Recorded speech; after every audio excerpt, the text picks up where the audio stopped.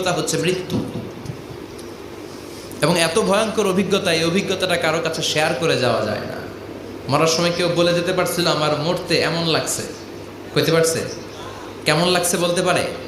বলা যায় না। তার আগেই চলে যেতে হয় শৈশব, কৈশোর, যৌবন, বার্ধক্য, প্রৌঢ়ত্ব, হ্যাঁ, বয়সের ছাপ, কালো চুল দাড়ি সাদা হয়ে যাওয়া, দাড়ি চুলের শুভ্রতা, দুর্বলতা।